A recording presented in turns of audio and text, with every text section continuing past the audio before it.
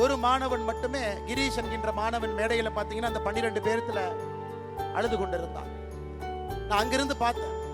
அந்த தம்பி கிட்ட கேட்டேன், என்ன தம்பி, ஏன் தம்பி அழுதுங்க அப்படின்னு வரும்பொழுது, அண்ணா அந்த மாநாட்டிற்கு மேலே வருவதற்காக இங்கே நின்று கொண்டிருந்தேன், என்னுடைய தந்தை இறந்து விட்டார் என்கின்ற செய்தி எனக்கு இப்ப தாங்க நான் கிடைச்சது, 10 நிமிஷத்துக்கு முன்னாடி கிடைச்சது.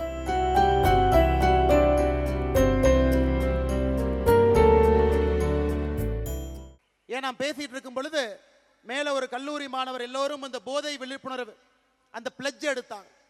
அதற்கான நம்ம எல்லோரும் எந்திரிச்சு அதற்காக நாம் இதயத்திலிருந்து சொன்னோம், இதை நாங்கள் பின்பற்ற போறோம்.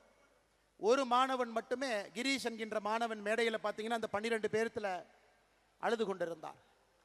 நான் அங்கிருந்து பார்த்தேன்.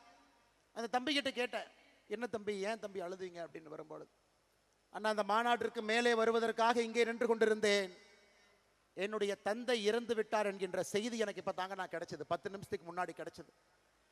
ஆனாலும் நான் இந்த மாநாட்டிற்கு, வீத லீடர்ஸ் இதற்கு, போதைக்கு எதிரான இந்த விழிப்புணர்வு பேரணிக்கு, மாநாடுக்கு நான் இங்கே வந்து கலந்து கொண்டுவேன் என்று கலந்துட்டு இருக்கேன்.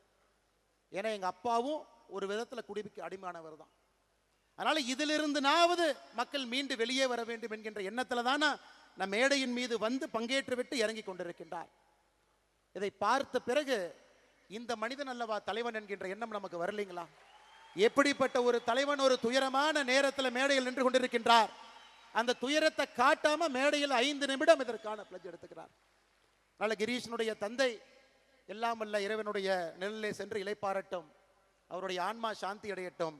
கிரீஷ் இன்னும் வலிமையான ஒரு பெரிய தலைவராக தமிழ்நாட்டு மக்களுக்கு பல விதத்தில் பணியாற்றுவதற்கு ஆண்டவன் அந்த வாய்ப்பை கொடுக்கட்டும் என்று எல்லாம் வல்ல இறைவன் இந்த நேரத்தில் வேண்டிக்கிறோம்.